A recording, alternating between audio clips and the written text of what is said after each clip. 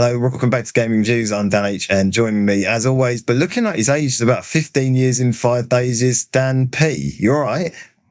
Dan, I can't do it anymore. I can't do it. I can't hear the words world premiere anymore. My brain is just a pile of transistors and Lego Batmobile parts. Well, we have together, man. We've got to get through this. It's the post-GDC wrap-up, the GDC Festival of Gaming, because apparently calling it a conference wasn't festive enough for an industry that just laid off a third of its workforce. Was it a festival? I didn't see any Ferris wheels. I just saw 20,000 people in hoodies standing in a queue to see a Hideo Kojima keynote that didn't even happen. Exactly. We've had the Independent Games Festival Awards, the Game Developers Choice Awards, the Future Games Show, the FGS Live from GDC, and then, just as we're trying to get our notes together, the BAFTA Games Awards dropped their nominations in London. It's getting ridiculous. I checked my mail this morning and I had a world premiere invitation to my neighbour's shed renovation reveal party. It's being hosted by Deborah Wild and features neural array ray tracing for the cake frosting. Oh, wow. But did the cake win Best Audio? Because Clara Obscura Expedition 33 certainly did.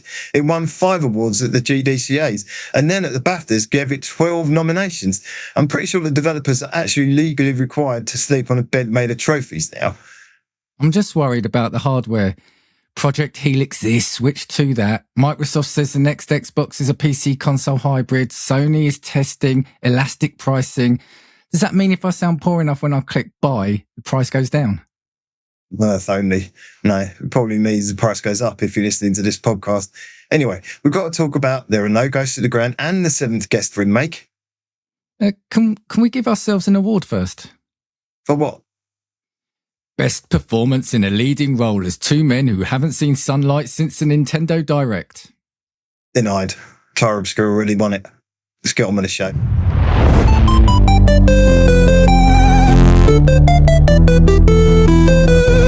Dan and Dan with a gaming flair, pixel dreams and worlds to share, joystick tales and button cues.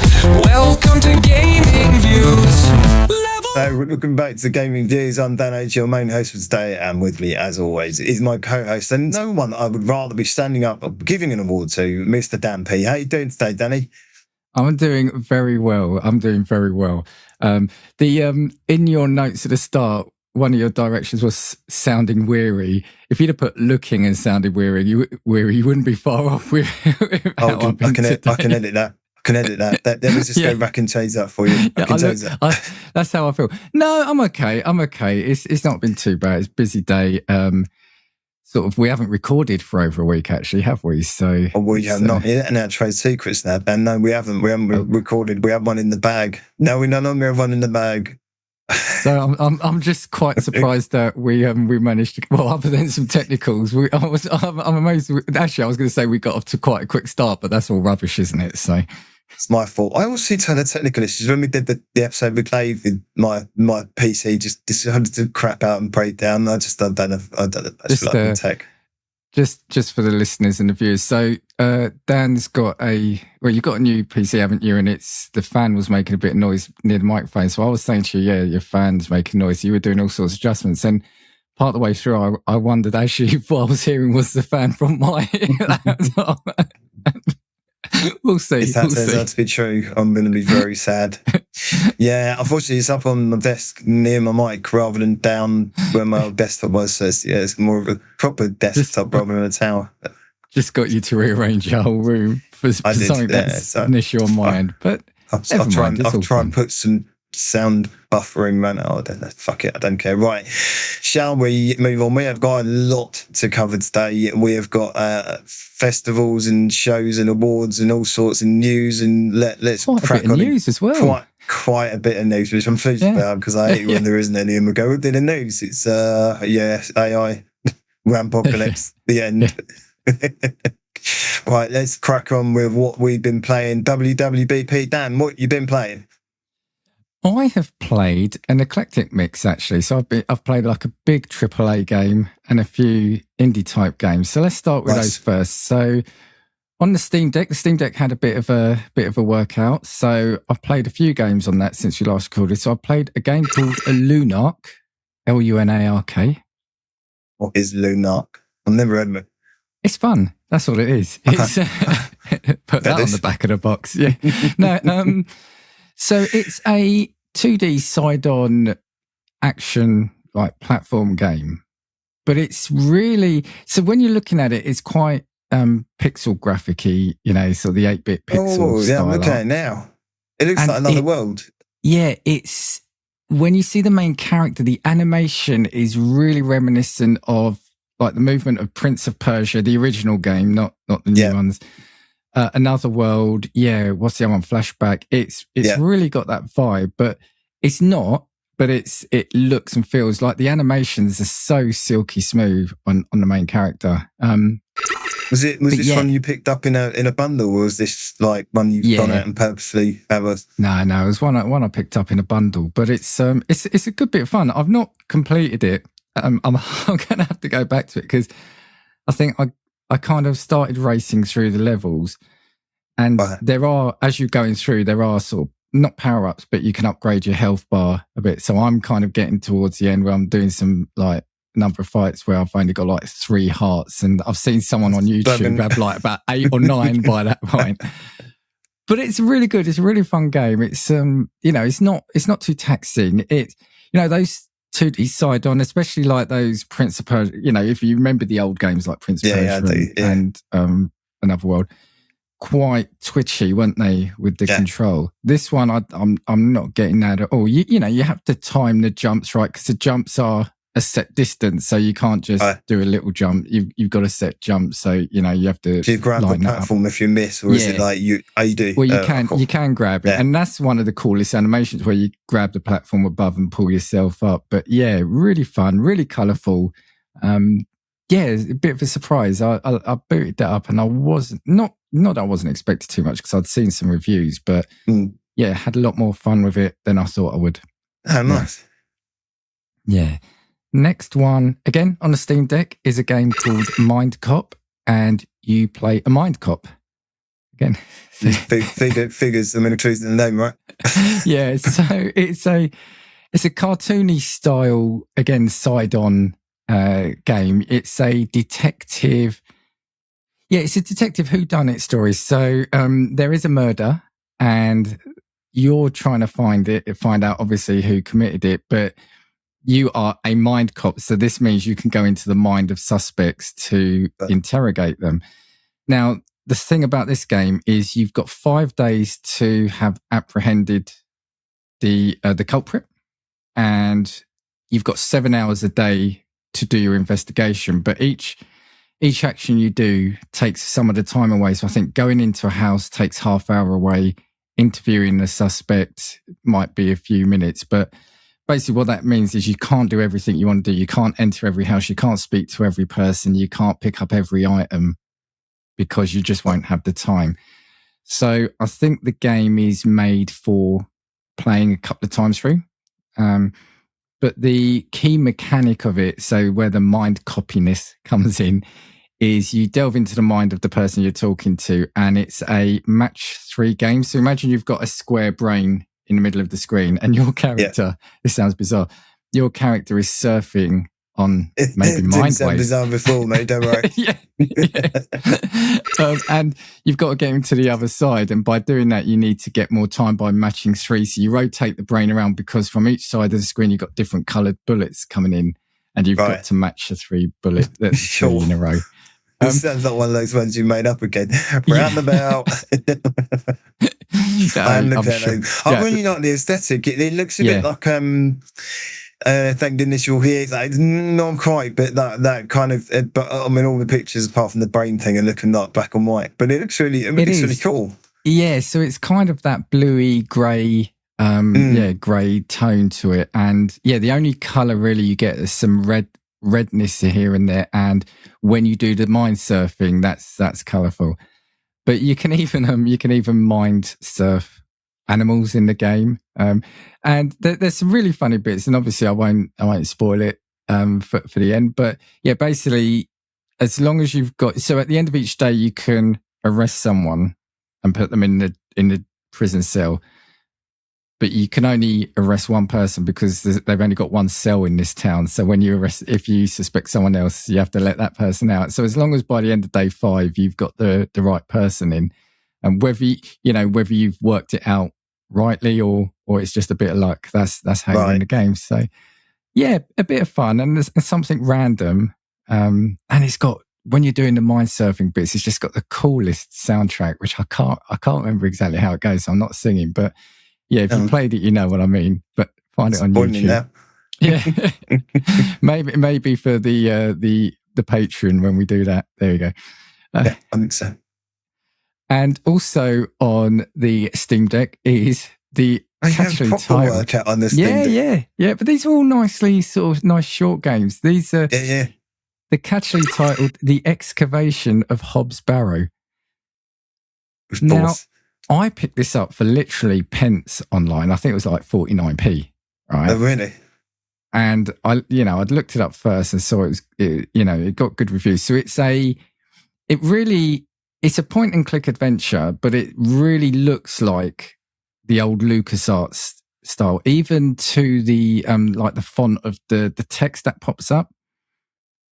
But it's not so while it looks like a point and click, it's not it's not as difficult as them. So it's more of I'd say the first couple of chapters are more like an interactive story. You're not going to get sort of stumped by anything. And even the third chapter throws in some puzzles, but nothing that if you're not looking properly at the screen, you're not going to get past. But what I love about this, and I was actually, like I said, for the fact I paid like 49p, such a good game.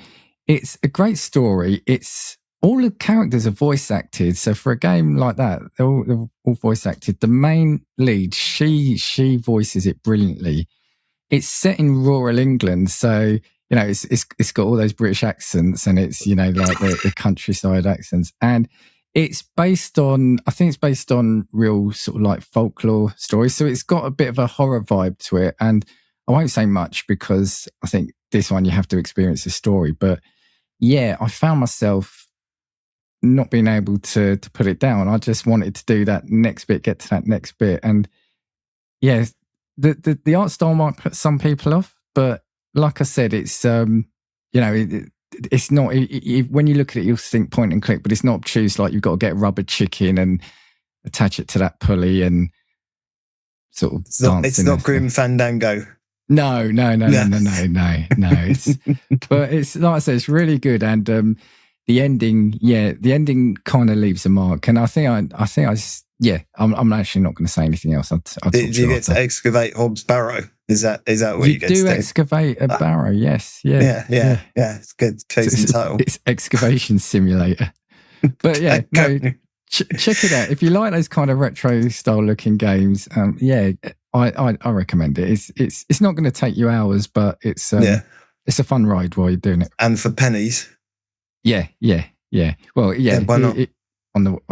On retailer websites, certain retailer websites. Nice. And gone, what's your last AAA? And they can't be the AAAs, I'm assuming. No. So the last one, I went back to the Xbox. I think we discussed, I kind of put down Arc Raiders now. So it's not that. Yeah. But I've started playing GTA 5 again. Now, is this in preparation for 6? Did you want to refresh, or were you just like, because it's not a continuation story? No. So part of it is because we've been talking about GTA 6 so much, but also I was getting into one of those funks where I didn't know what game to play, and I was starting this and stopping that, starting this, and I thought, you know what? I've played GTA 5 a few times over the years, and it's one of those games that I know once I start playing it draws me in. And there's just so much. And I was saying to you, you kind of forget the fact that they are giving you a living world, so whatever we say about kind of the games and potentially how much a new one's going to cost is, when you compare it to some of the other games out there, they've crafted almost, I'm not going to say you can see the cracks at times, but you can see, it's almost like a living world for you to play in. The thing that surprises me, I'm playing the Series X version. So before I would have played the Xbox One version. All the achievements I'm getting. 360, Dan. Or 360, actually. Yeah, it would have been 360, wouldn't it? All the achievements that are popping are rare achievements on the Xbox, which I'm really astounded by. Isn't it? Really astounded by. But That's weird, because they can't reset them across generations, surely. It must be... no, well, I think it is. I think for different versions, but I'm shocked that, because isn't the rare achievement on the Xbox like 10% of gamers? I think I don't own any stock in that anymore, though, because there's games I've played that are, months or years old, and I get rare achievements for them. I'm like, it wasn't that complete. It's like completed the first level, and you get the rare achievement. This is it. Pretty sure most people have done that. And look, and again, you just know, or I just know that getting into GTA 5 is just going to be a fun romp. I know the story, but the characters, again, I think I love the characters. Yes, they're very cliched and over the top, especially Trevor, but who doesn't love someone who's overly angry all the time and shouting? And Trevor's hilarious. He's brilliant. But also the music. Yeah, you said about this before, when we were for a walk, you said about the music and the radio, and he's phenomenal. Yeah. The problem I've got is, I've said before, is because I tend to listen to Los Santos rock, non-stop pop, and the lowdown. The thing is, my wife loves a lot of the songs on the rock channel. So again, if a song's playing, I have to drive past the mission marker until the song stopped. I have to drive around, do a little tour of Los Santos, and Talk about dragging a game out. Yeah. But sorry, you're saying, like, Trevor is just one of those characters. Because the guy who plays does the voice for him, he's the guy who wasn't in Walking Dead, and I can't remember his name. Played Simon in Walking Dead, and he looks just like him as well. Like it's how it looks like him in real life. I think he's brilliant. I love the stuff he's in. He's been in loads. There was a point in time a few years ago where like you couldn't turn the telly on. It was like Ralph Ineson. You couldn't turn the telly on without being in something. You're like, okay, it's that guy again. And he's in GTA. He's Trevor. Yeah, it's just, it's a cliched story, but I love those gangster and mobster type stories. And look, it's just pulled me in. I'm about, I'd say, just over 2/3 of the way through. So Trevor's angry at Michael. So if you've played it, you know why.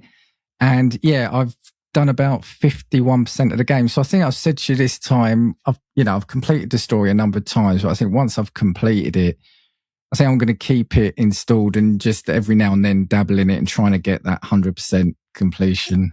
I've got no interest on the online. No. I remember doing it years ago and just not getting on with it. But as a single player, I'm loving it.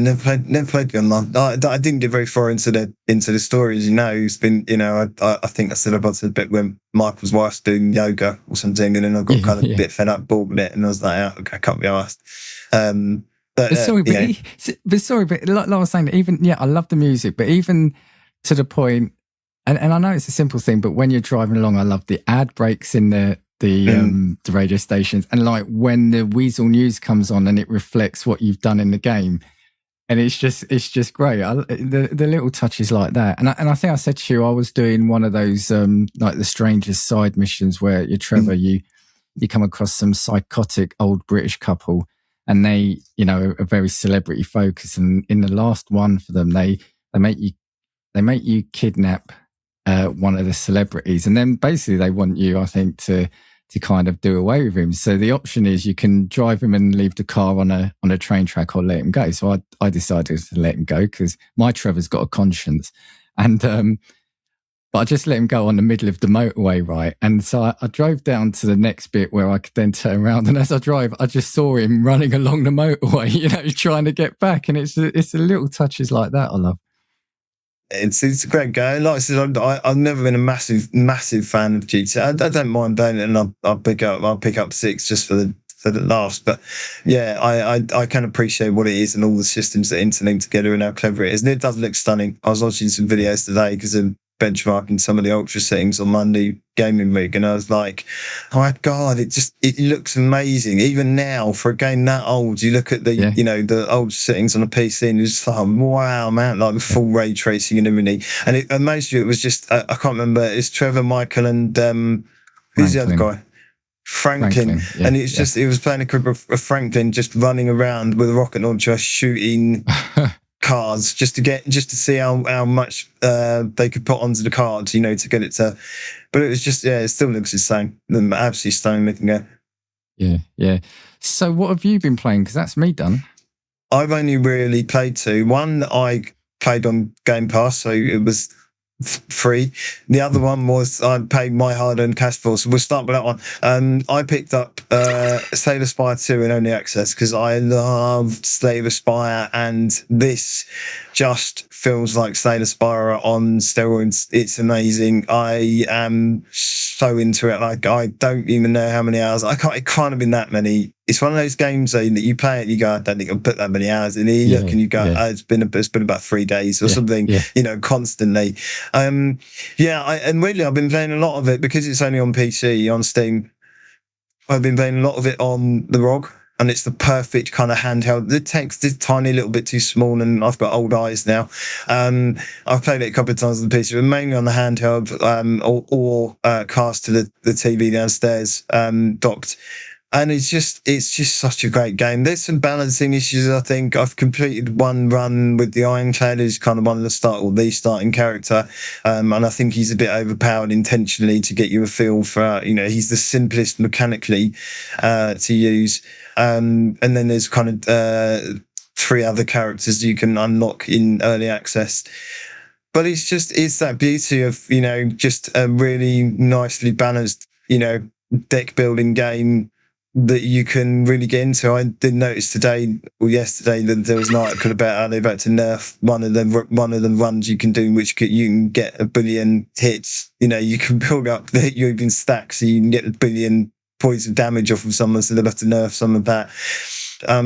But it does, once you get the hang of how it plays and how all these cards interlink and knock together and the enemies that you're fighting, it becomes pure joy, because that Balatro thing where you're just knocking points off or gaining points just become, Balatro. It just becomes that where it just kind of, becomes this insane number game. Can you say the thing you told me about it being an early access game? Yes. Okay. Yeah. So because it's in early access, so there's a timeline on there, and that you fill out the timeline by unlocking these things called epochs, and they're just moments in a timeline, and each one has a little story. They're not, no more than a sentence. But when you first start, you've got this beautiful hand-drawn art, and those familiar with Slay the Spire will know the art I'm talking about. It's exactly the same as it's presented when you play the game. But because the game's in early access, the creators have decided that they'd obviously storyboarded a lot of this stuff and sketched these things out in what would appear to be Windows Paint. So they've done these little drawings, and what they've done is they've put them in. They've just gone, rather than putting a blank placeholder in, they've put in this little kind of placeholder they put in, and it's so charming and it's so lovely. And you just say, I love it when they do that sort of thing. And you just... And sometimes when you're looking at it, rather than the story, because they've not quite got there, they've just gone, this is a placeholder because we're in early access. And it's kind of gone, it is what it is. That reminds me, I'm sure there was a game, where there was a screen or something, and on it said, Dave, can you put the artwork here or something? And it was like a no. I'm sure. Yeah, I love it. Now that was, I think at the time, accidental, but I love that they've done that. Yeah, it is, and but it's such a joyful game, and it's it's not expensive, and it's just it's a time I think, you just play it, and then you're like, my God, that run took me 30 minutes, and you're like, I thought I'd only be on there 5, and then when you do really well, you build a great deck, you kind of learn for the next time, and then because you unlock these epochs, you unlock additional cards that you can then add, or trinkets that give you a boost. And I did one run, the one I won with the Ironclad, I almost knew that I was gonna win on that run, because very early on I unlocked a shovel as a trinket, which essentially, when you get to a rest site and you've played the game, so you can either rest or you can forge or upgrade a card. If you get dig, which is in the original game as well, you can dig up a random trinket. But I'd basically gone through, and at every rest site, because I was pretty much full health by the time I got there, so by the time I had like the entire top row filled with trinkets, which all have different effects and do things and cause random effects, not random, but effects, like giving you extra energy, and then I had like half of the bottom row filled with them as well by the time I got to the very end. And I'm just like, there's no way I can lose this. And I think on the final boss that I faced before the end boss, that you can't beat right now, it's a 2-character boss. So there's one boss who's casting spells and things, and another one that's just constantly attacking you. By round 2 of my attacks, I've completely wiped out the attack dog that she's got. Just obliterated it because I had so many of these different card stacks and effects. Every other one I got to, I hadn't even made it past that. So, it's lovely. I love that game. I think it's brilliant. I think it's only going to get better and stronger as they build it out. And the care and attention that they lavished on the first game is apparent in this game. Check it out if you haven't seen it. If you haven't played a deck builder or card builder, have a go at this one because it's really easy to get into and it's a joy to play. There is another game I've been playing, but I will save that for a bit later because we're going to talk about it in Future Games Fest segment. Okay. So I'll talk about that then. The other game I got on Game Pass, and I have to say a huge thank you to Dave Turner over at the Computer Game Show. If you haven't seen the podcast, go check it out. It's amazing. They do similar to what we do, but very different, but they're very good. And as they would tell you, don't watch one episode and make a decision. Watch it a few months and then make a decision. But he'd been talking about a game called Mini Shoot Adventure. And the reason my ears pricked up when he was talking about it was he'd mentioned the word Zelda, and I'm a big sucker for old school Link to the Past Zelda type games. So this is that paired with a twin stick shooter, and you play a little spaceship that you go around this open world map trying to unlock puzzles and upgrades and things to defeat dungeons with bosses. Very, very Zelda. Without the huge reams of stories, behind it. But you are rescuing other robots to give you upgrades or give you, unveil certain parts of the map. And I had a bit of a weird journey with it because I started playing on the Asus ROG. I kind of downloaded it on there and I said, well, I'll give it a go. And I played it for maybe, I don't know, an hour. And I got to the point where I was like, I'm not really enjoying it because maybe it's me and the handheld experience or whatever, but I didn't seem to be doing very well against the enemies in a twin stick. So I sat down on Saturday, I had some free time and I was like, do you know what? I'll try it on the Xbox because it's cross save. I said, I'll try it on the Xbox. I'll give it a go. Honestly, 6 hours later, I was like, oh my God, this game's amazing. I just sat there and I blasted through 3 of the world bosses. I'd got all of the power-ups I think you can get. I think there might be some more you need to unlock because there's a few icons that I haven't turned around. And I just thought I'm having an absolute blast with it. I'm really, really enjoying it, and I'm really enjoying the Zelda-esque discover it for yourself, get thrown into a world. Just check out our Zelda episode for the foundations of that and how that game works. But that just explore and find it for yourself. You just thrown into a world and just let you do what you want to do. Not what you want to do, but you know what I mean, within the mechanics and confines of the game. Really, just if you like if you like twin stick shooters or if you like Zelda, I'm not a massive fan of twin stick shooters, weirdly, but it works so well in that context. It's beautiful. So thanks, Dave. It's a great recommendation. Really enjoying the game. And that's about all I've had time for this week. I haven't had a huge amount other than those two. Do you know what, though? And something you said there reminded me of a really random thing. You know where you said where you put it onto the Xbox and you got on a lot better with it? There's a weird thing with me, and no, not that thing, but there's a weird thing with me that... Thanks for that, then. Sometimes where you are doing a section in a game and you just can't do it. It might be a boss, it might be a tricky platform bit. Every now and then, what I do, if I'm not like turning it off in anger and coming back to it, but if I lower the volume right down and put something else on, like the radio, right, I tend to do it like first or second go after that. Really? It's really weird. It's almost like a distraction from taking me out of maybe focusing too much on what I'm doing in the game. But so many times I've switched the volume down and put the radio on or a podcast or something. I've never tried that. I'm wondering if this is more of an AIDS thing though, because the screen's quite small. Reaction times on the thumbsticks with the shooty thing, and then kind of moving to a bigger screen. Older in the last week, so Shut up. But I do wonder if there's something to that, where it's like, oh, well, actually, now because it's on a bigger screen, and then the controller. I don't know. I mean, the controller's the same without a screen, but I probably reckon. feel I you've reckon. got more reaction time. I think, yeah, ironically, I probably do. And even though I haven't, it's just bigger. Yeah. It's like, it's rather tempting. So that's isn't it? me. That's my character. Yeah. I thought it was the other ones that shit. Right, enough of my age. Let's get on with the news. Right, let's have a look at some news stories. I've got one I stuck in here, Dan, very last minute because it came up. Right at the end of the day, actually, today.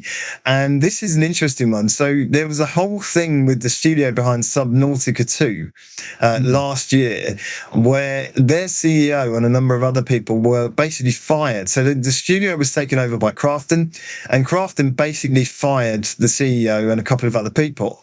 Now, I haven't specifically been following the story, but when I read this, it became very apparent and very obvious as to why this had happened, and when I talk through basically what happened. So the story is basically that a judge now in the legal case has ordered Crafton to reinstate the CEO and the other people and give them full control back over the early access Steam launch. So Crafton had stopped the early access launch and fired these people. So when you realise that what has happened here, so Crafton acquired Unknown Worlds in 2021, so quite a while back, for a £500 million equity payout, but that's $250 million in additional earnout for the co-founders, of which the CEO was one, if certain sales goals were met by the end of 25. Right, so it's a leveraged buyout formula, earnout formula, that sort of thing. Right, so they have to meet a certain threshold, and then they get this payout up to this certain cap. So they then had a milestone review of the progress against it in May 2025, right? And that was at the point that Subnautica 2 was headed towards early access. Now, Subnautica 2, for those of you who don't know, is a hugely popular sequel, or will be a hugely popular sequel to Subnautica. It's hugely anticipated. I've not played the original, but I've heard about it, and it's one of those things that's in the ether, and you come out, So what transpires is, and our lawyers aren't involved here, but the Crafton, and particularly the CEO of Crafton, a guy called Chang-An Kim, basically started looking for ways to get out of the deal because it was doing so well and about to go into early access, and they were worried about the success that it would essentially trigger this earnout, for these people. So the earnout payment would have been nearly $192 million. Right, that's what it is in cash. But the best case was it was nearly $250 million. Yeah. So of course, the Crafton CEOs, they're sitting there going, oh shit, I don't really want to pay these people that sort of money because, that should be our money. I mean, all we've done is bought a company and committed to something in a contract. So according to the judge's finding, this guy finds out and begins looking for ways to avoid the earnout and looking for reasons to fire the co-founders so he doesn't have to pay them out. It resulted in, they created a month-long plan called Project X, which included, among other things, consulting ChatGPT multiple times for help with messaging the change in leadership to fans of the game. And they accused them of some pretty despicable things. I mean, they said they'd stole IP, they were working on other games when they should have been working on this game. It was all this made up stuff. And it was just appalling behaviour. I mean, on Crafton's behalf. So I'm really pleased that, look, I don't know the full context of the story clearly because I'm not involved in it, but if that is true, it's appalling. And also, rightly so, the CEO and the co-founders have been restored to their rightful place and with full control over early access to Subnautica 2. So, justice has prevailed in some respects. Obviously, the legal battle continues. But yeah, all of the current findings around, the underhandedness and things like that have been found factual, and in equal measure, the underhanded dealings that the co-founders have been accused of have been proved false. So yeah, it doesn't resolve the whole thing, but it's a win for the original studio. So yeah, it sucks, right? It's incredible, isn't it? And again, sort of ChatGPT going in for that kind of use. I mean, there's no shame to some people, is there? just to kind of walk in something and go, right, we'll buy it. It does make you wonder if when they originally bought the studio, they were like, I don't really like paying it. So let's come up with a plan so we never have to. And it's it's almost soap opera, but it's so, do you know what I mean? You'd expect to see that on something like Dynasty or Dallas or, you know. Yeah, and it's the sort of thing that you suspect happens, but don't actually think it does happen. You know, I know that might be a bit naive thinking, but you just don't think it can happen. But clearly. Totally. Succession-esque. It was, just sucks. ChatGPT, what is the word? Is complicit in this plan, ChatGPT. Yeah, right. ChatGPT. I've got a few more. So, a title that I stupidly, there's a game where I hesitate saying that, stupidly purchased for my daughter, who is now absolutely addicted to the thing on the Switch 2. I bought her Pocopia, which is a cozy farm animal rearing island simulator for Pokemon, essentially. And she is absolutely addicted to the thing.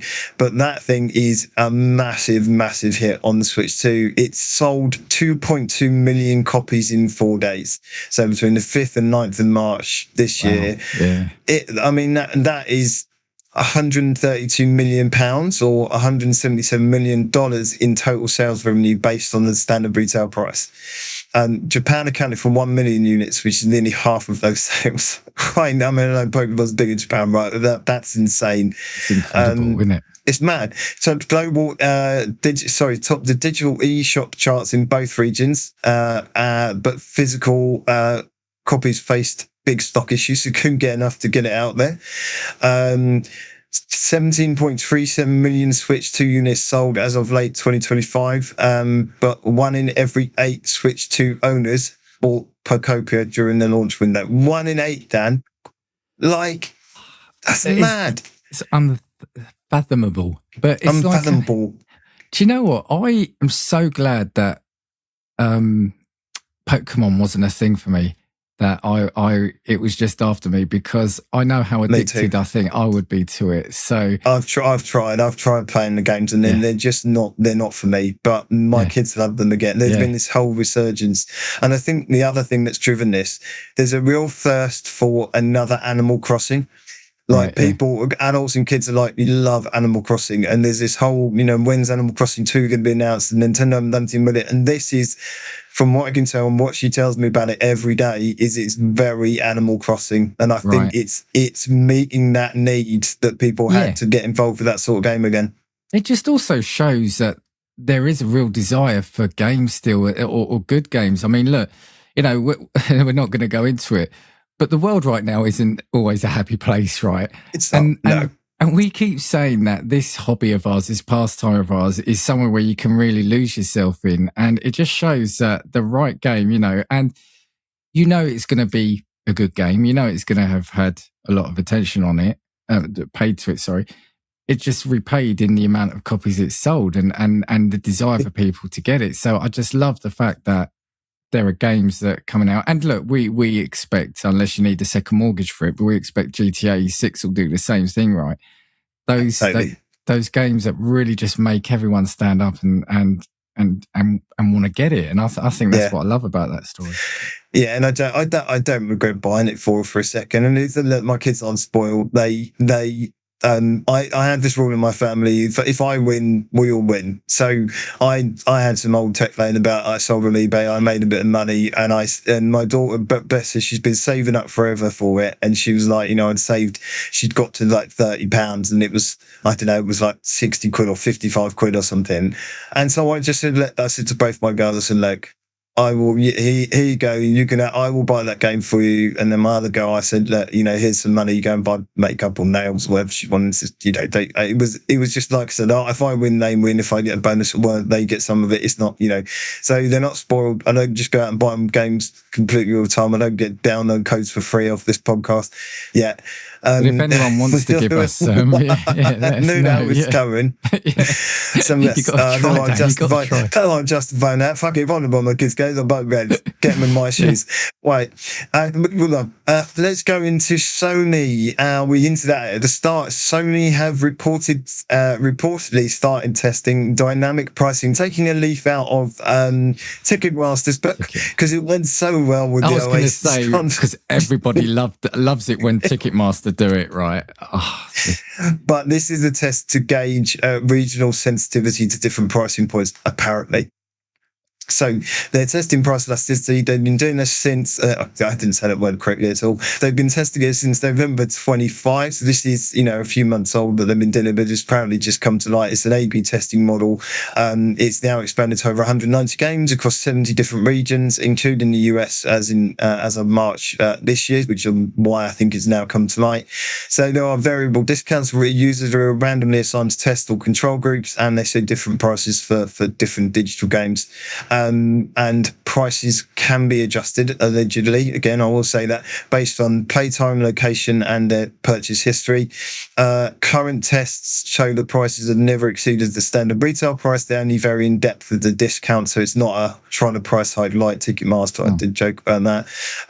But they have witnessed that discounts in the US have been significantly deeper, up to sometimes nearly 30%, so 27.8% compared to Europe, where it's only between 10 and 17%. And feeling about elastic pricing, I mean, if you get 30% off, Dan, I'm sure you'd be happy. But it's a weird one. I'm against it in theory, in a sense of so I remember seeing this story, and there was a post on Twitter, and obviously you believe everything you see on the internet, right? But it was this guy who said, I can't remember the game, but he took a picture of the store for this game on his account and then on his wife's account. So, right. In the same household, and it was different prices. I don't know. Like you said, it all depends on how they're targeting, because look, Xbox do something where they call it the just for you discount. And I'm sure it's not just for me, but I'm flattered that they make me think it is, where you might have something. It is. Oh, yeah, it's just for you there.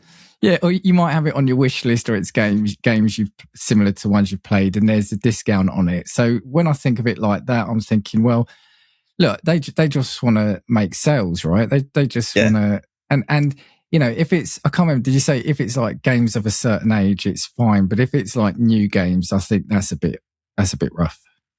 Yeah, my problem with it, I'm a bit like you. Right? I'm against it, but I'm against it mainly because if it's that easy to work out what the discount's going to be, how complex is it to switch the algorithm and go, we could probably charge a bit more for this, and it will very quickly happen. Right, Ticketmaster did exactly the same thing. Well, fuck it, we'll just charge through the roof for these things because it's in high demand. And when you have a big release game like Resident Evil or something like that, it would be so easy to go, well, for those people who haven't played it before, maybe we'll just charge them a bit more, or those people who have played it before even. But it feels almost like a no-win scenario, because it's like you got two people, let's call them Dan and Dan, right?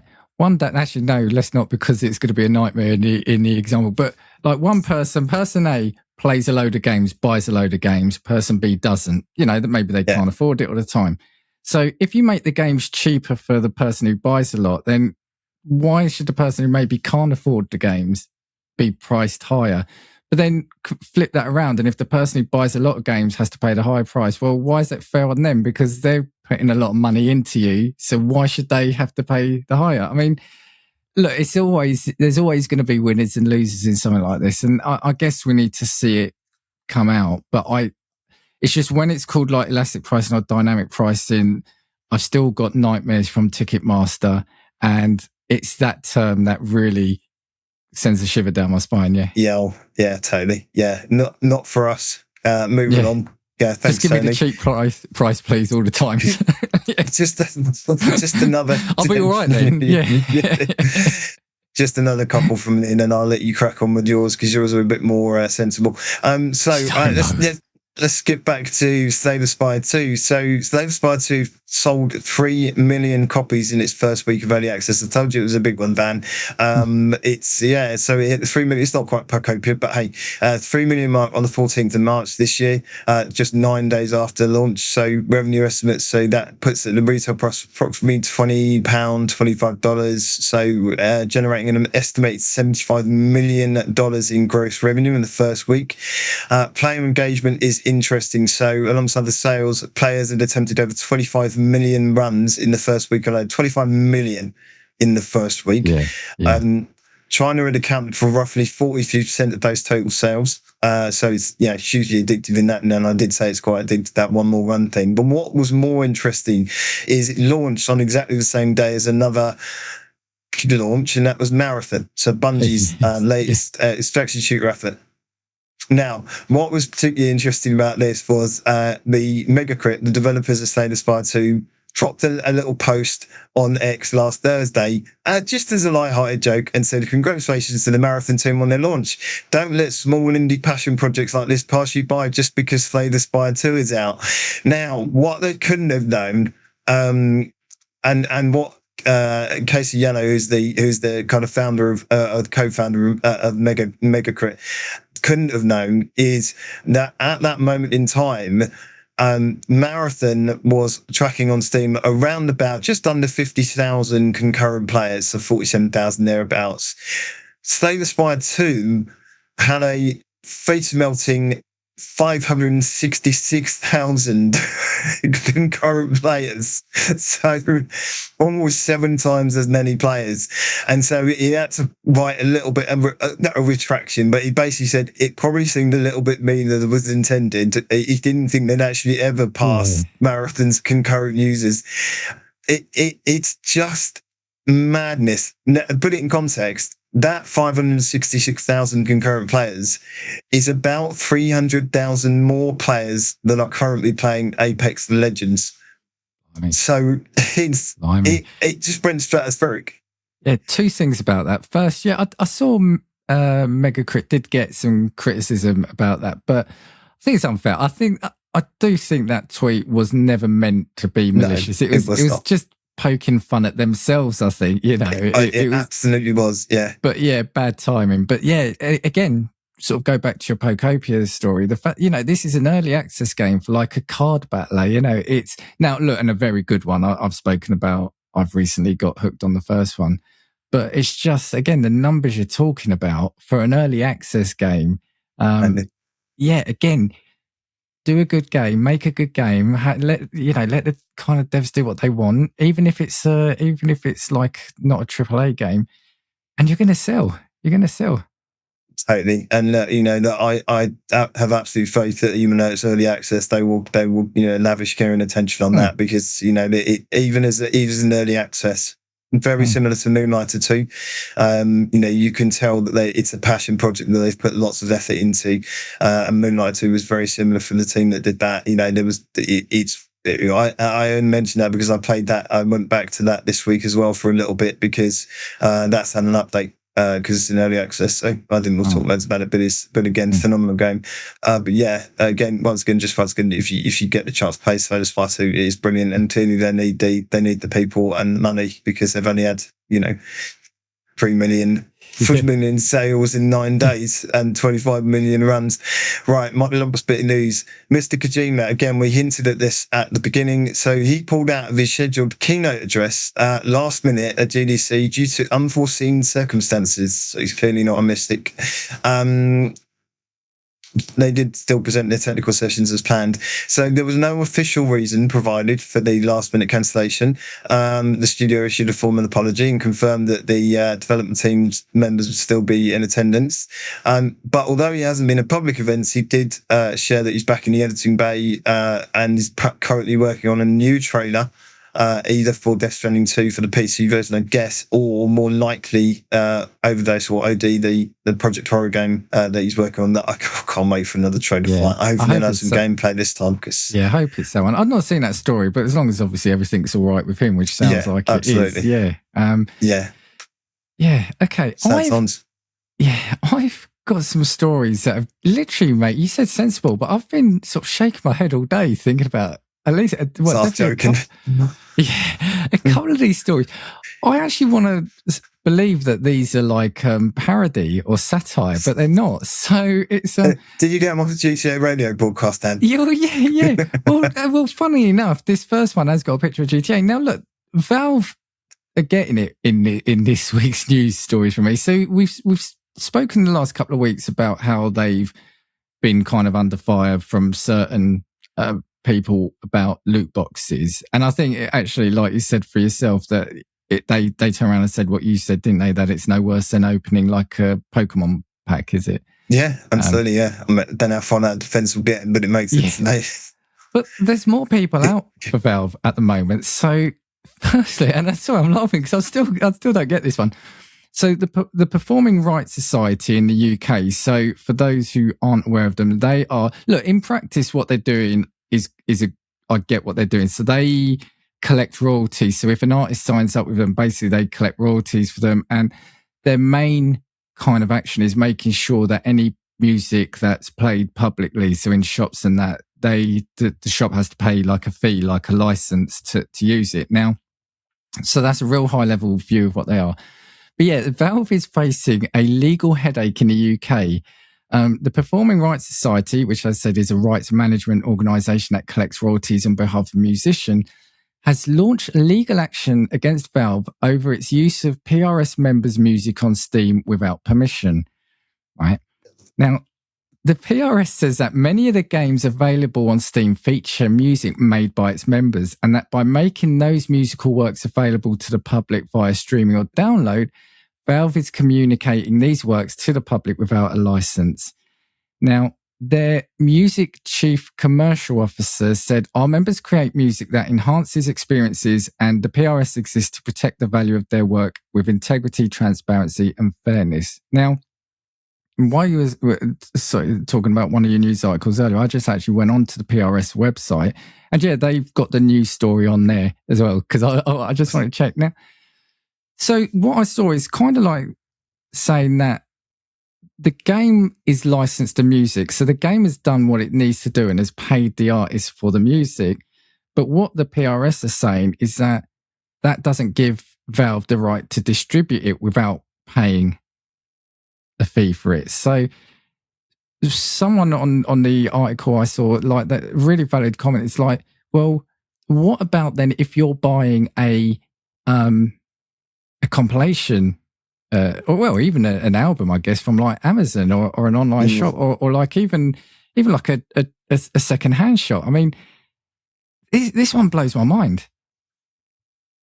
If the argument feels a little bit weak, so I can understand what they're saying. It's not a complex thing to understand, but it feels a little bit weak sauce. It feels a little bit like, do you know what? You see those guys over there, Valve's on the floor and everyone's giving them a shoe-in. Should we go and let's go and join in? Let's go and have a pop as well. New York are having a go. You know, let's go and have a go. I don't know. Here we go. Sorry, I found a bit of context. So basically what they're saying is Rockstar will have obtained licenses to use a member's music in the game, but the PRS says those licenses do not allow for separate act of making the game available online. Now, copyright law gives rights holders control over certain acts, including copying public performance broadcasts and making available online, the spokesman explained. When someone wishes to use a copyright work like music in this way, a permission from the rights holder is required, which is normally done via license. Now, if people are saying, oh, you know, these people are, you know, won't do anything, the PRS has a history of aggressive behaviour, right, in the UK, right? I think you told me about this. I told you this, right? Now, people, if you think that, like, they're at least in their minds are serious about this, in 2007, it took an auto repair shop in Scotland to court because employees were listening to radios at work, which the PRS said constituted public performance of music. In 2009, this is one I told you about, it went after a woman who played classical music to help soothe her horses.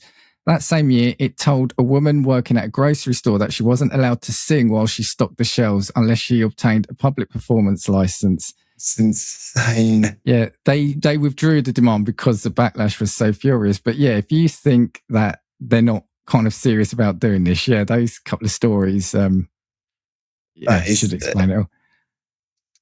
Ourselves. I mean, and it's I wonder what happened with that woman. I wonder if she was successful in defending. Do you know what I mean? Like what the horse one?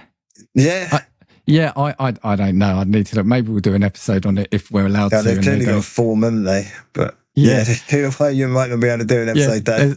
Let's not do it. Right. That's why I'm thinking a number of times I've sung on this podcast of whether or not I'm going to get blasted by shit. Moving on. Well, I guess this one's a good news. Well, not good news, but Valve says that Steam users downloaded 100 exabytes of games in 2025 and are averaging 274 petabytes of installs and updates every day. Yeah, that's a lot. Do you know how many 100 exabytes is? No, tell me. So it's about 100 billion gig. Right, or 100 million terabytes, right? So let's put that into a little bit of perspective for people, right?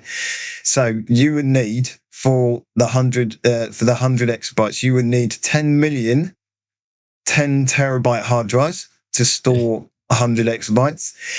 Music could hold about 12 trillion songs, which would take hundreds of thousands of years to listen to, or Make sure you don't play them publicly. Don't play them publicly. 1 billion HD movies, like 4K, high-res movies. It is just fucking insane. Right, the entirety of Google Maps, right, the whole thing, in 2020 was estimated to be about 27 exabytes. God, and Steam are doing that every year. 100 exabytes last year. I mean... Where is it? Yeah, it says here. Yeah, so the author. So I got this from PCGamer.com, and the subheader is today I learned what an exabyte is, and in their article they said it's a unit measurement that is equal to 1,000 petabytes, or 1 quintillion bytes. That's a 1 followed by 18 zeros. It's so large that it's a measurement used for things like estimating daily internet traffic. And Wikipedia says it would take around 250,000 high-end home PCs to store this amount of data. I mean, mad. Again, absolutely I keep saying gaming, right? Gaming. It's still a big thing. It's worth more as an industry than movies or music combined. It's just insane. It's insane. And data-wise is another pyramid. Yeah, and this cycle finishes. I mean, there's a very happy picture of Gabe Newell. It finishes with, no wonder Gabe Newell was able to cap off 2025 by taking delivery of a new $500 million super yacht with a submarine garage on board hospital and 15 gaming PCs. So he does love his super yachts, doesn't he, Gabe? Yeah. Yeah, but it's still in a Half-Life 3. Sorry, fucking... Yeah. All those exabytes and not one of them is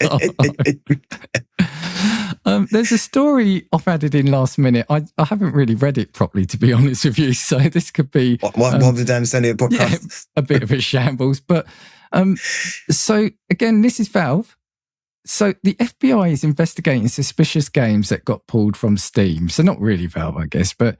It said, over the last couple of years, Steam has repeatedly been infected with games discovered to contain malware. Those games that somehow could disrupt computer function or otherwise steal a user's personal information. Now, months later, the FBI says it suspects some of those Steam games were the product of a larger scheme. It set up a website dedicated entirely to the Steam situation.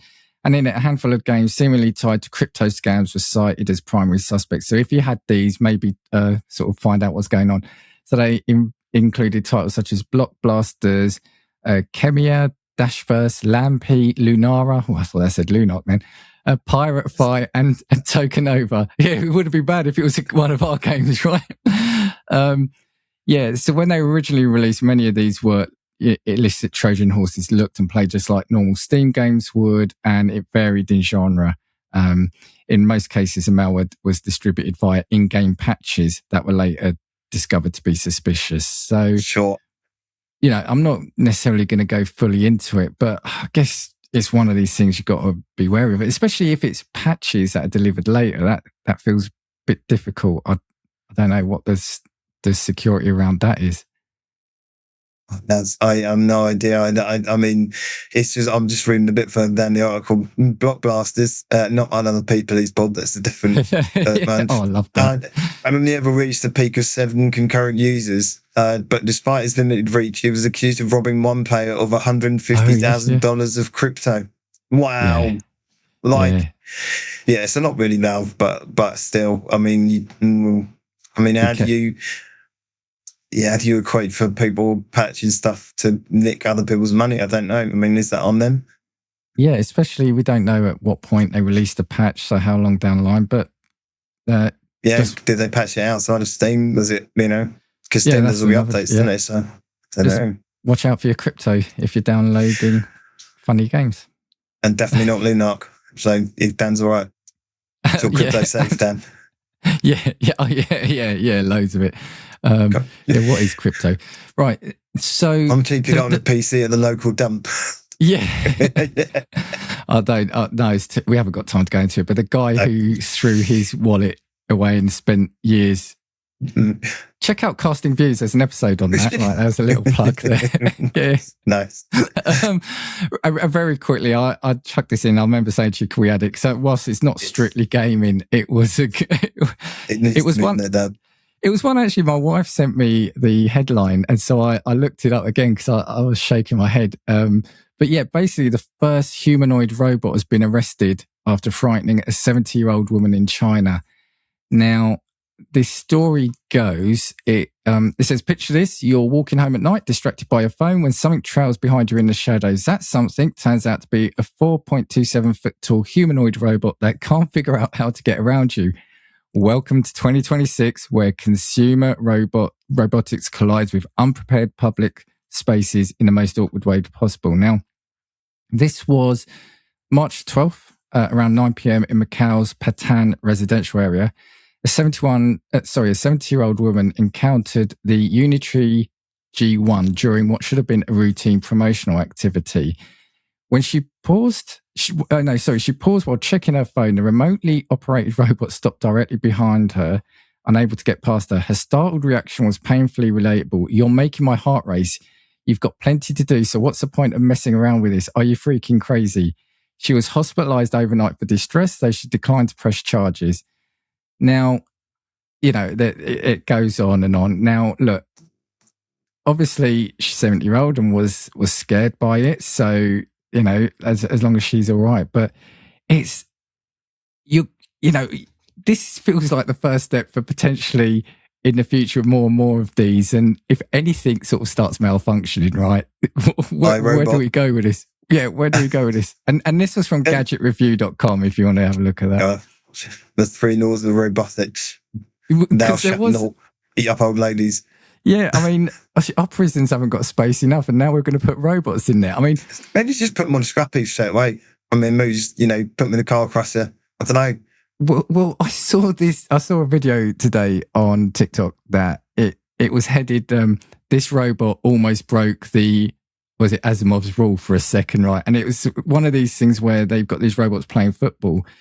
And this robot kind of loses control of the ball. It goes towards a person gets the ball. And this robot initially puts its arm up like he's going to hit the guy, and then quickly puts it down. And it's like, okay, all right. Not even a 2-3 tackle. Yeah. Even going to batter him. It looked like it was going to hit him, and then he put his arm down. I'm like, okay, all right. Remember to start saying thank you and please to ChatGPT now. ChatGPT. No, there's a certain amount of money that's wasted on people saying thank you to AI, apparently. Because of the volume that are processed through data centers every year. Apparently, it's a big waste of money to say thank you or please, sir. But I thought you had to say that for when it takes over, it'll remember that you were nice. Just think it'll remember. Yeah. I mean, all that exabytes of data, and that's all this shuffling through. Mate, let's crack on and have a look at... Just buy yourself some time. If it is chasing you, just ask it to spell strawberry and check out our episode of a week or two. Yeah, a week or two ago for the context on that. Oh yeah, click, follow, like and subscribe. God damn it, Dan. We got an hour into the episode. We're not doing it. Better late than never. Like it's their housekeeping, whatever. People would have got this far. It's fine. They've done it already. Okay, let's move on to Yeah, there are lots of festival, lots of news actually. So let's start with GDC. So this is the GDC now Festival of Gaming rebrand. I think I think they felt people were put off by being GDC. It was too highfalutin and tech focused for normal people like us. So it's now the GDC Festival of Gaming that's in place in San Francisco last week. So they've changed the title to better serve the entire industry ecosystem, including devs, investors, and publishers. Yeah, so basically let's make more money. So 20,000 attendees from more than 85 countries gathered. It's an interesting bit in here about the industry vibe. So currently the mood is a bit of a mix of high-tech excitement and labour anxiety because in the State of the Game Industry report, it revealed that 28%, so that's nearly a third of professionals have been laid off in the last 2 years from the gaming industry, which is important. That's not to say they haven't found other jobs, other work, and, you know, feel for those guys. But yeah, that's just huge, man. I mean, it's terrible. And then in that same report, obviously, there was a 52% of developers now believe that generative AI is having a negative impact on the industry, and that's up 18% from the previous year. And they all cite concerns over things like copyright and job displacement. So yeah, I think it's a weird mood in the industry right now from what the report is telling us. But one that you could have kind of seen coming, I think, with everything that's happened with RAM, AI, you know, all the reports, even in our podcast this year, we've talked a lot about both of those things heavily. You know, people are feeling the strain, and you know, in terms of game development, you know, there's been a lot of sentiment around AAA games. Are they heading in the right direction? Should we be focused on more indie style or AA titles? So yeah, it's not surprising that a lot of people who are in that industry are feeling very nervous or burnt out, or a mixture of both. But anyway, let's talk. Well, I was going to say, sorry, I saw literally just before we joined another studio. I'm just having a look, and it might be this one. I just had a quick look. Yeah, it's Warner Brothers Games Montreal appears to have laid off some staff as well today, literally a few hours ago. So yeah, I saw the mumblings this morning, but it hadn't been confirmed by the time we put the notes together, so it wasn't. But yeah, that's a shame as well. Another big studio. So you know, layoffs. If you're in that industry, I can imagine, you know, yeah, you're looking over your shoulder. It must be horrible. Yeah, horrendous. Absolutely horrendous. But one big thing, and I will just cover the one thing that came out of this, is Microsoft unveiled, maybe unveiled is too strong a word, but Project Helix. So this is the confirmation of the new hybrid console from Microsoft. You got a fancy little logo video image of it. So it's their next gen hybrid system designed to run both traditional Xbox titles and native PC games from stores like Good Old Games, Steam, Amazon, name any other that you want, Epic. So what's under the hood? What they've confirmed so far is custom. It's powered by a custom AMD system on chip, so SoC, on a 3 nanometer process. So you know, next gen, bleeding edge, as you'd expect from those guys. And we know that very recently Sarah Bond, before she departed, talked about this deal with AMD that they were moving forward with. It features neural arrays, so it's a unified AI engine again, Dan, you know, no RAM apparently, because they have to pay for the AI, so it doesn't. I'm joking. And Radiance calls for high-end array and path tracing. Now this is kind of next-gen array and path tracing apparently, and also FSR Diamond, so a new neural upscaling stack, deeply integrated in the system for real-time 4K and 120 FPS performance. So this will take the slack and pick up the slack of you know, next-gen frame generation in terms of FSR. So yeah, I mean, you know, it all sounds good.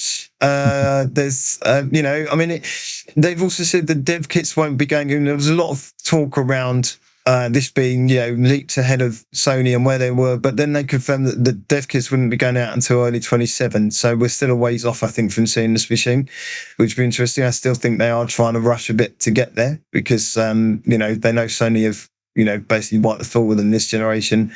Are they still in the game? It'll be interesting to see with Asher taking over and Sharma taking over and seeing where we get to. Yeah, I think it's going to be an interesting one, but let's see where we go with it. I mean, it's nice that they're pleading information about it at last. Yeah. Firstly, I think it's a cool project name, but Xbox have always given their consoles cool project names and then just call it like Xbox 4. Yeah. To give them the benefit of the doubt at the moment, that everything they're saying at the moment, you can't criticize it really. They're saying the right things. at the moment about wanting to focus on the hardware, wanting to focus on games, bring Xbox back. You know, I think we mentioned last week, didn't we, that they've killed the this is an Xbox kind of tagline. And buried, yeah. So the fear that people are having at the moment, you've got to give them the benefit of the doubt what they're saying. The interesting thing is, and we've spoken a couple of times, haven't we, that I think the fear about this is that it's clearly a PC/console, and you've said it's going to be premium. This isn't going to be cheap, right? And if Sony do the right thing with, they're going to put out just another console, solely a console, which will be a lot cheaper. Yeah, I just wonder who Microsoft are trying to go for. I mean, especially, look, the battle now is going to be with that Steam Deck. If the Steam Deck can come out this year, Steam Machine, sorry, it's not going to be, the Steam Machine isn't going to be as powerful, I think, as clearly as Project Helix. But again, does it need to be when people just want to play some of their favorite Steam games? It's the price point of this. So it might not be, it might be the right machine for Microsoft, but at the wrong time in terms of pricing and the market, I think. Yeah, it's going to have to be a really fine balance. I mean, you know, machines, you know, even current, you want a mid or even early rig for gaming, you're still looking at over £1,000. And essentially that's, you know, this is a PC in a box, you know, that will run your Xbox games. I can't see him being unable to justify anything short of, you know, £1,200, $1,500, you know, to get this thing up and running easily, you know, and for a market that is notoriously, you know, we were saying earlier today, you know, actually, you know, kids, and by kids I mean, you know, kind of under 20s, aren't that fussed these days about going out and buying a console. You know, they don't mind the odd Switch game, but actually they're more focused on Fortnite or, you know, those sort of games. So they're not bothered about high-end PCs and that. And there was an article recently about this, you know, saying that actually it's more people like you and I, you know, your kind of Gen Xers, people with disposable income, who are more happy to go out and spend money on the higher end, higher tier, you know, gaming systems or consoles and things like that. So does this appeal to them? Maybe, I don't know, you know, it certainly appeals to me. You know, the thought of being able my next Xbox, being able to play my Steam catalog. I said, just after I got the ROG, I talked about the experience, the full screen experience, the Xbox FSE, and how it felt to me like it was a testing ground for whatever they did next with their next console. And I think this goes to prove that point, that that's exactly what they've done. They've kind of gone, well, how can we combine this? And how can we use this handheld as that testing ground for it? And now they've even confirmed that Xbox FSE or full screen experience has been renamed to Xbox Mode and is actually coming to Windows 11 launches in April. So it will be even more of a testing ground, you know, for that next console, which combines both. So it will be a truly hybrid system, unlike, you know, kind of squeeze Xbox into a handheld. Yeah, but look, and I know we've got a lot to say, but I'll tell you where I'm at. The thing is, for me, like the fear I've got, and again, I'll say it sounds like it's going to be a great system, but I want that box that goes under the TV to play some games on right now. The thing is, this will do that, but obviously, let's say it is £1,200 and it is got that PC hybrid. I'm not using it for the PC. I would rather have like the Steam Deck and the Steam machine to play those Steam games. And the thing is, you know, you're still going to be buying your laptop that goes on the side to do your day-to-day stuff. So it's £1,200 for something that I might play a few games on. I mean, look, it's if you're getting that, you're potentially saying, well, you won't need the Steam machine, and I get that. But if this then is coming in at £700 more, for example, let's be optimistic. But then I've said a number of times, I've got 18 years invested in the Xbox ecosystem. So if I don't get the new Xbox, I'm potentially losing out on that. So whereas the opposite is true, that you can still stay and play your Steam catalog and potentially any other Steam games you buy that are AAA titles. Yeah. You know, because you will have it feels more future proof than something, say, like a Steam machine. Not putting the Steam machine down, I'll still put one up, but I think you are, you know, for a lot of people it will be a choice. You know, a Steam machine will be, yes, significantly cheaper, but far more underpowered and less future-proof. Whereas the Xbox will stand you in good stead as a fairly beefy gaming rig / console. Yeah, it's going to be an interesting development period. Look, we'll start seeing some stuff drip out from it, I'm sure, by the end of this year and early next year as devs get their hands on it and but these things take time. But the closer it is to a PC, the more familiar people are with that architecture, the easier it is to code and develop for. Maybe they're on something, I don't know. But let's, you'll hear it here. We'll just wait for Nintendo to release their next system and clean up. Yeah, exactly. Sit there with a popcorn going, do you want a Switch 3? I'll get you a Switch 3. Hang on a minute. Let's wrap up. Not wrap up, but let's go through and talk a little bit about the Future Game Show, which was on. So this is the Future Game Show Spring. So this was hosted. It was, I think, it was purely online. It was hosted by Devorah Wild, Deborah Wild, and Sean Matheson, both who obviously Devorah was from she was in Baldur's Gate 3, and I think Sean Matheson's in Lego Batman. So I yeah, enjoyed them. I thought they were good hosts. I liked them. You did, yeah. I skipped past them, but you enjoyed them. Just in case they're watching, I really enjoyed their hosting. Dan wants you on to talk about either Baldur's Gate 3 or Lego and Batman. voice acting, because I think voice acting is fascinating. But I enjoyed the show and I enjoyed their hosting. I'm going to say it. I'm sure I would if I went back and bothered to watch it. I won't. There was 40 titles shown. That's a lot, because they also had this thing they did at the Game Developers Conference as well, which was I can't remember what it was called, but they did something on there that was even more games, but we'll get into that.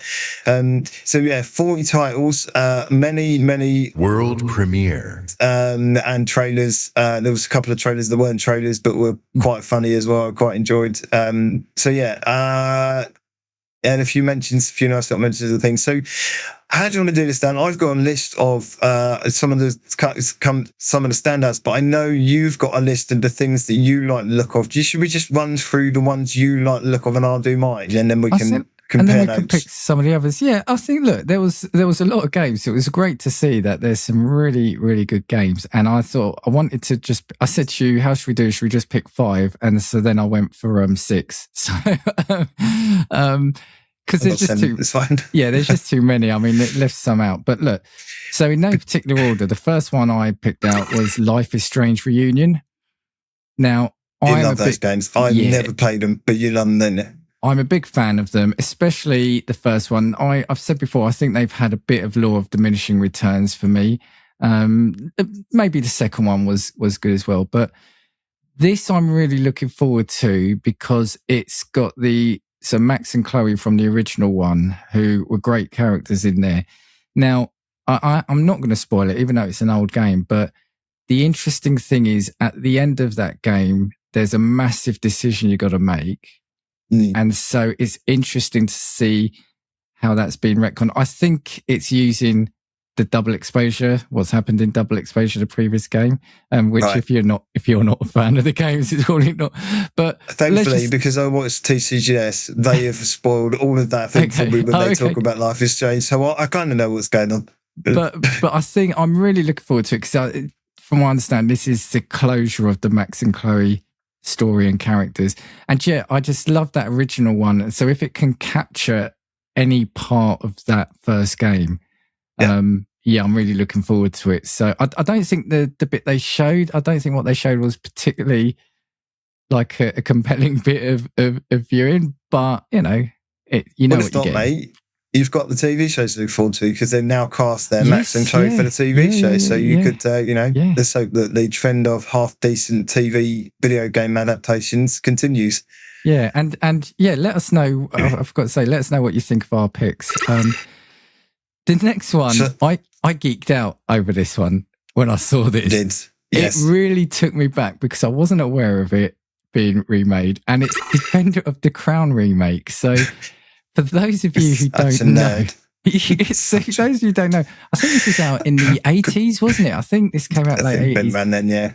Now, it's a strategy game, which I don't really like. Well, it's called a strategy game, but it's set in I think the 1100s in England, and there's 4 Saxon lords, I think, and you've got to pick one of them. And your aim is medieval, Dan. Medieval. Get all medieval on you. You pick one, and then you have to get more of the land. You have to become the most powerful. And there's certain things like there's like a side-on sword fighting scene. There's a bit where you've got to sort of with a catapult destroy a castle's a trebuchet, you say? A trebuchet, yes, of course. A catapult. How common of it.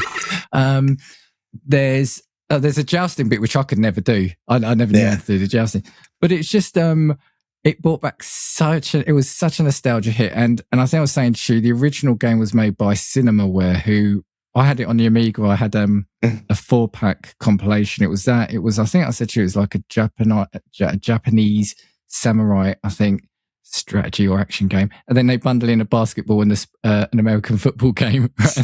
Sure. But it's just, so I'm looking forward to this just because it's a nostalgia hit, that you've got the original graphics as well as the updated, and they've got different modes.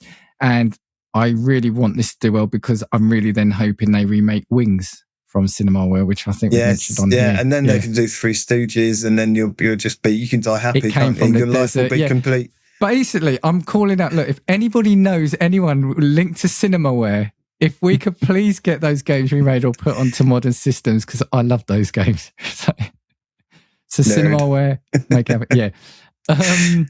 The next one, again, I don't think I played the original one, but I'd always wanted to, and it's the Seventh Guest remake. Which, again, what game I was familiar with when I saw this. Yeah, so it's kind of like well, I say horror, but it's kind of like a horror adventure story, but it's mixed with like FMV, isn't it? Like video capture. And it's just, again, it's going to scratch that itch for that kind of quirky adventure game. And I love a little bit of FMV as well. Sort of as long as they don't remake Night Trap, Dan, I'm all right, to be honest. Yeah, I've not got as many fond memories of that. But, again, another remake, but I think it's of a game that, well, and the irony is I'm going to say that could do with a remake, but I think Defender of the Crown I'll probably be playing on the original graphics anyway, so just port the original. They're just going to buy you an Amiga, Dan. Yeah. Oh, God, yeah, I'd love and that. And a CRT TV. Oh, I'd love that. So the next one was Hello Sunshine, which I think you were going to have. It's on my list as well. This looks cracking. Yeah. I don't have my notes here with me, but it just, again, looks really fun. So you are a person, aren't you? And you are following in the shadows of basically a gigantic robot, aren't you? You are heading in a direction you don't know where, and there's kind of scavenging elements of Arc Raiders in there. Yeah, it's a single player, but there are elements in terms of the menus. The menus. Yeah, menus. The scavenging system looks very similar in terms of breaking down things, and you're basically following this huge robot that opens with defending you. Yeah, and it keeps on moving, doesn't it? This thing keeps on moving, and the mechanic I like is at the start. At night, I think you've got to be really close to it to get warmth from it. And then during the day, you've got to stay in the shadow because initially, at least early on in the game, the sun will drain you, won't it? Yeah, there's this unfolding mystery behind what you're doing and where you're traveling. And I love that type of game where everything kind of unfurls. You don't really know what's going on. Hence the Zelda thing, right? You don't really know what's going on until you get further into the story. So, this looks stunning. It looked amazing. I saw the first trailer, which was just, I think, two massive mechs fighting, and then obviously did a breakdown of the story and a bit of a dev thing where they talked through some of the mechanics. But yeah, it looks cracking. I can't wait to have anything with a mech in it, to be honest. Yeah, I also think it's going to be a game that's going to destroy you emotionally, I think.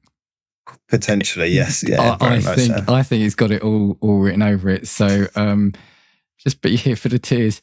Then the next one I've got is, and again, I didn't realise it was made by the company it was made by, so there's a little bit of a nostalgia feel there, but it's a new game, so it's Silver Pines, which is made by Team 17. And the Worms guys. Well, they've become the Worms guys, but they will say the Alien Breed guys really early on. Alien Breed, that was fun. Yeah. That's the twin stick shooter. Yeah, they did some really good games, but it's kind of like is it a 2D side-on I think Metroidvania, isn't it? And it's got a really like pulpish feel to it, hasn't it? Like a noir feel. It's got really interesting graphic style, and yeah, just the footage they showed on there just really appealed to me. So yeah, you're private investigator, finds himself in Silver Pines in the middle of nowhere, on a job to track down a person, a musician who's vanished. It felt like it was ticking all the boxes for me, and yeah, I'm really looking forward to that. Yeah. And the final one, which I know we spoke about earlier, Samson, which I've forgotten. It's made by the team that did Just Cause, and I've forgotten the name. Yes. Because like I said, I don't have my notes. Is it Avalanche? No. Avalanche that sounds it. I guess I could look for it here. I did wishlist it already. But it was an interesting story, isn't it? That you are a guy who owes money. It's developed by Liquid Swords, but I'm assuming that I'm sure they said on the show maybe that it's they published by them. I don't know. Yeah. But it's your mission is each day you've got to carry out. Well, it looks like beatings and stuff to get money, like debt collecting, isn't it? To pay off your debt, and each day I think your debt will keep. So you've got to take in more than you've got to outlay. So it's basically life, cost of living crisis simulator. Yeah, basically life. Just obviously got to pay people more money for fucking shit I don't want. but it looked fun. It looked, again, it felt like, and I think the presenter Shai referenced it. It had a feel of like GTA 4 in it. They made a real point of saying that the vehicles have got weight and that the vehicles are also like weapons. It just feels like I love like a third person world. I said it at the start with GTA 5. I love that world you can live in, and this looks like it should be fun. So yeah, I think it looks like a whole bunch of fun. I think, like I said, I think it needs a little bit of time to cook. It felt, because it's out quite soon. The only thing that felt to me, there was a little bit of a disconnect in some of the fight sequences. If you watch the trailer closely, it doesn't feel like there's the punches are connecting, which is a little bit disappointing. But I think there's time to polish that up and make that. But other than that, I think it looked like a whole heap of fun, just kind of going out and driving around in a muscle car and beating people up. Yeah. Why not? And in a realised, like what looks like a fully realised city as well. So yeah. Yeah, and interestingly, I don't know if it's the name of the city because it's got a sub tag, hasn't it? It's Samson A something Tail. Tindleston. Yeah, it feels like they're setting up. If it's based on something, or they're trying to set up a franchise. Yeah. Potentially, yeah. So I did some good picks in there, mate. I mean, I'll leave you to defend the crown. You can do that review. So yeah, I had, won't cover them. I also had Samson and I had Samson on my list. The other ones I had, there was The Ninth Dragon, which is set in Kowloon. It's kind of a 2.5D side scroller. You are, I think you're a brother and sister, and you're trying to take down kind of the crime bosses in Kowloon. It all looks very rotoscoped, and it just looks stunning. And the fight animations and things like that. And it had a sumo wrestler with a Gatling gun. I was like, sold straight away. I don't care if the game was shit. It's got a sumo wrestler with a Honda with a Gatling gun. I'm in all day long. So yeah, that looked like a bunch of fun, and I'll put clips for all these up. Then I had one that wasn't shown specifically here, but was at the GDC thing they did, which was called Anomaly President. Again, another side-scrolling bit of a mad one. It's early access this year. You play, I guess, someone running for president, a candidate running for president. You have I think they call them campaign buses or battle buses that you have to build. So you have to unlock things to build by side-scrolling, beat-em-up type Metroidvania. It all looks a bit insane. I mean, nobody said presidents were insane, but I think this looks a bit insane.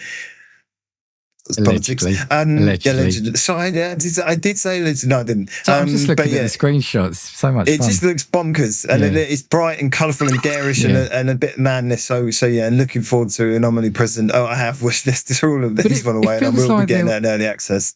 Did I not see in the game as well, like some rhythm action segments as well? Yes, there were rhythm action bits. It was on the keyboard. Yes, yeah. while I was watching it and these little things kept happening, my brain was just going, it's Dave the Diver.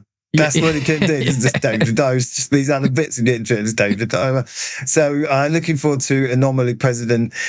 We mentioned Samson already. The next one I had, I'm really interested. I had been since I saw it, the original announcement of it, which is weird because I haven't played any of the others, although you've told me to. So this is the 5th game from the, I think there are 8 planned for the Dark Pictures Anthology series.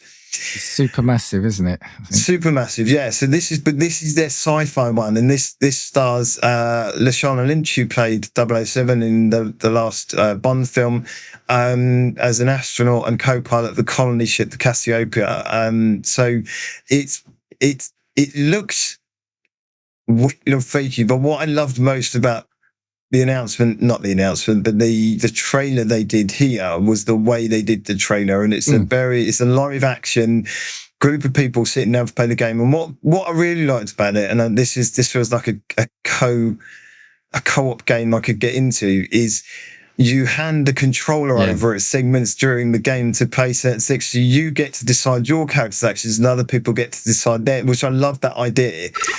But it's all about a shape-shifting alien. So in the trailer, and again, I'll put the trailer up, but the guy walks in originally with a can of beers and whatever, and they sit down, they all start playing, and you see clips of the game interspersed, and at the end, someone rings on the door, and it's the same guy comes in with the beer, and you see the guy sitting on the sofa, his face warp, and he's just like, I didn't like that's good, I like a bit of that.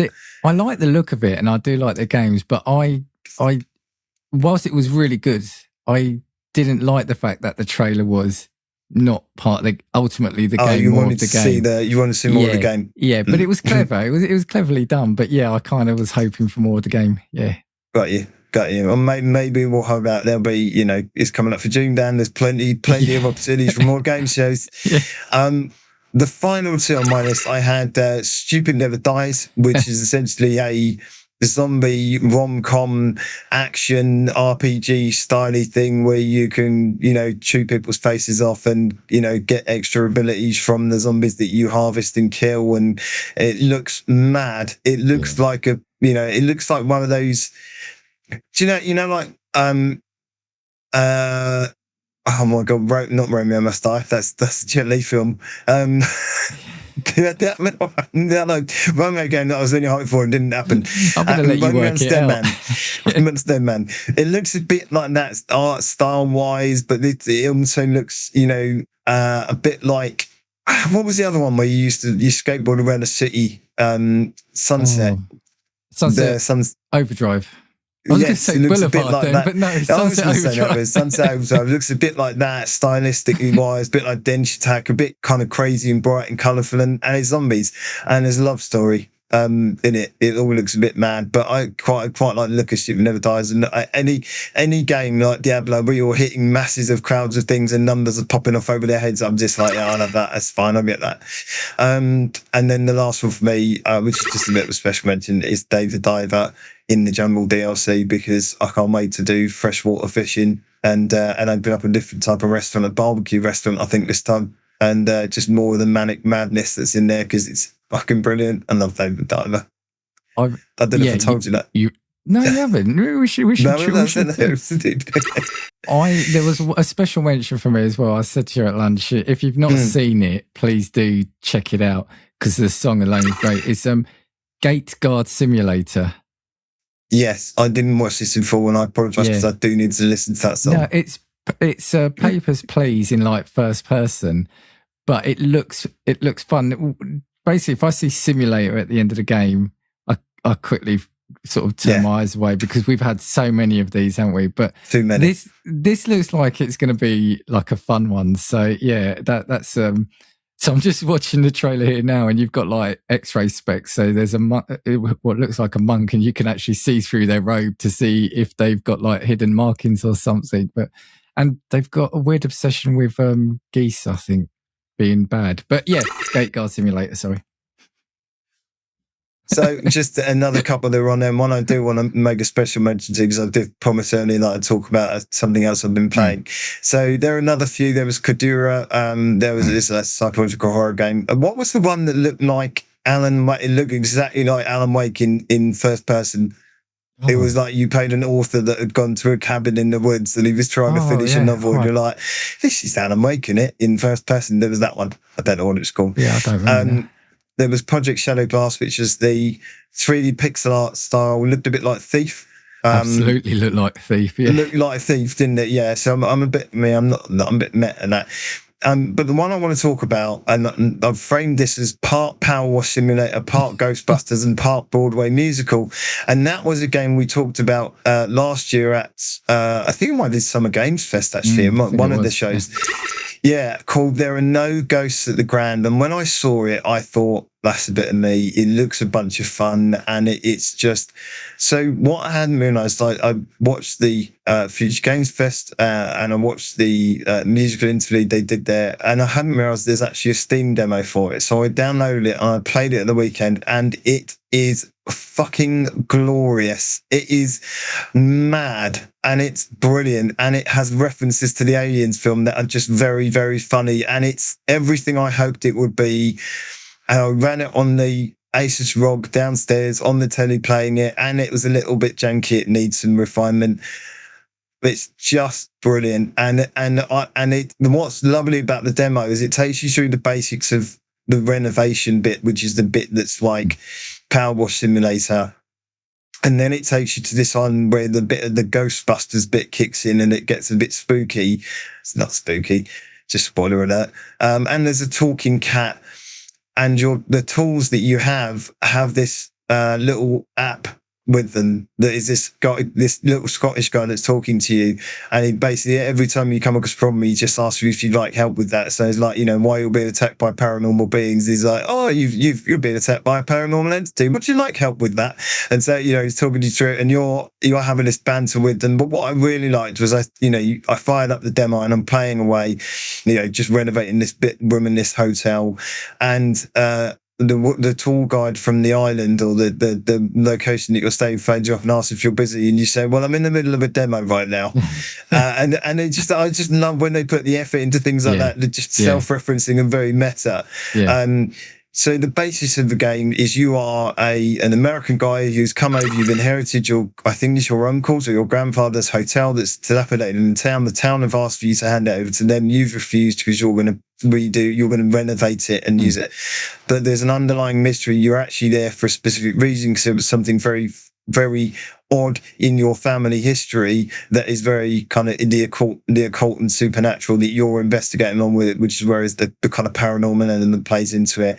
And you use this tool set to unlock memories and place certain items so you learn more about the story. It's just brilliant. I played more than an hour and a half, and and I just think it's glorious. So I'm super excited. I hope it's out this year. They've said it is. I can't wait for this one. It just looks brilliant. So good. And for a demo to kind of do that to you is just is a good thing, and when you finish the demo, it unlocks a few more rooms in the house for you to go back to and continue using the tools and stuff, and all the banter and things are there as well. It just looks great. So games, right? really looking forward to games. Games, mate, games. Yeah, I'm really looking forward to that. Anything else on the Future Games Fest you want to bring up, Dan, or talk about?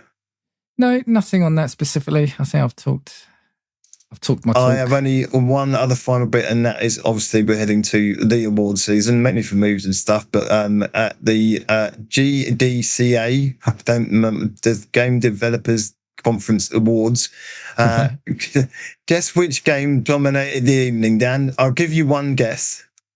I really want to say Dave the Diver for you, but it wasn't. No, was it an expedition of some sort? The 33rd one. One game of the year, best debut game, best visual art, best narrative, and best audio. So and we love it. It's a great game. You then had the IGF. I don't know if that's the Independent Game something awards. But that wasn't. That wasn't Clara Obscura. No doubt it did win some, but the Seamus McNally grand prize went to Titanium Court, which I've heard good things about and not played. And then just the last couple on there was a Lifetime Achievement Award for Don Daglow, who was a pioneer of MMORPGs and sports games. And the Ambassador Award went to Rebecca Ann Heinemann posthumously for her 45-year career in LGBTQ advocacy. That, my friend, is all I have today. There's a bit of a whistle-stop tour of all things gaming related today, but I really enjoyed, I enjoyed GDC, the GDC Festival of Gaming, as it's now called, and I really enjoyed the Future Game Show. Actually, I even though I skipped through some of the talky bits, I enjoyed what they showed. It was a plethora of things and something for everyone.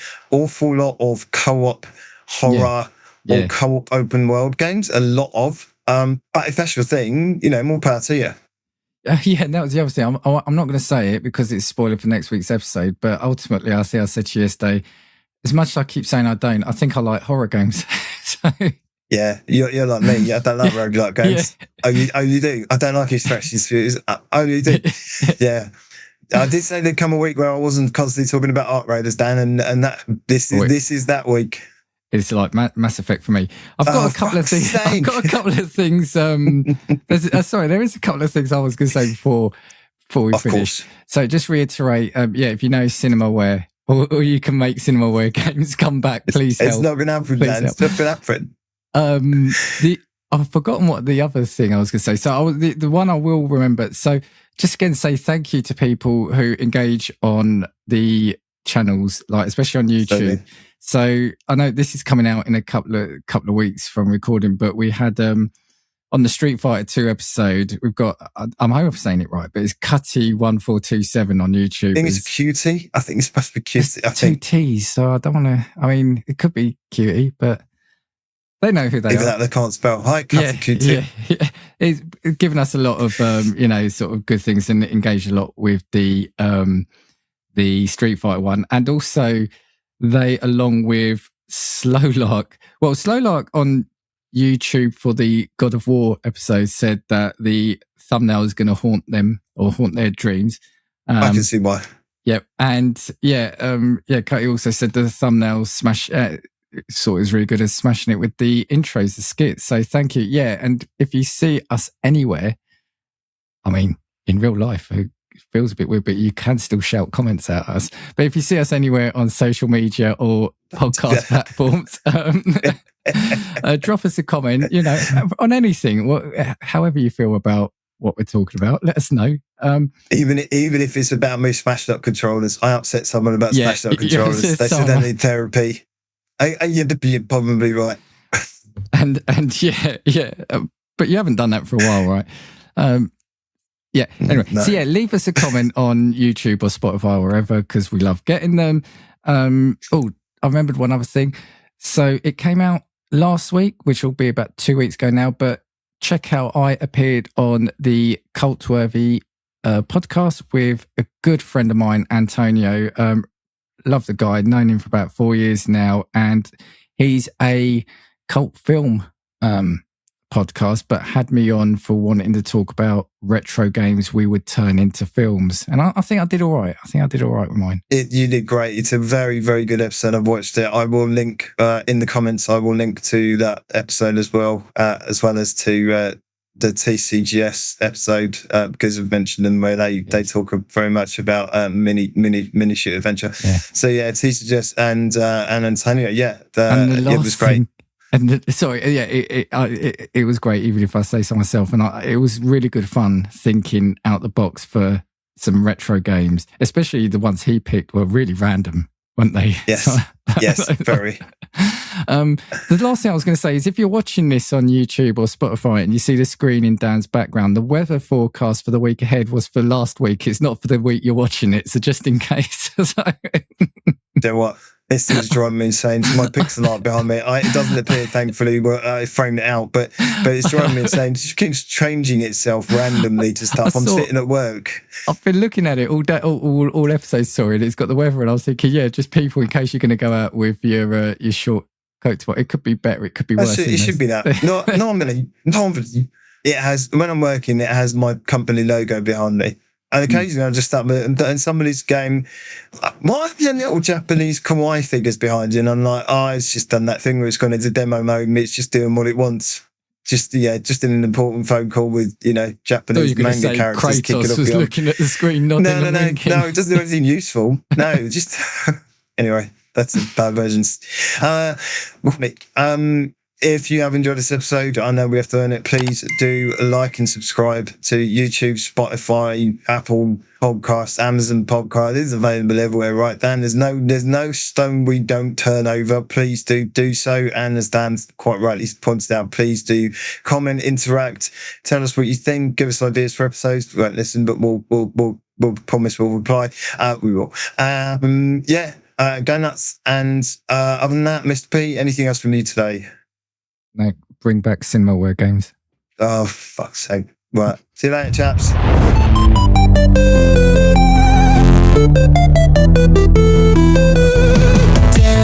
Dan with a gaming flair, pixel dreams and worlds to share, joystick tales and button cues.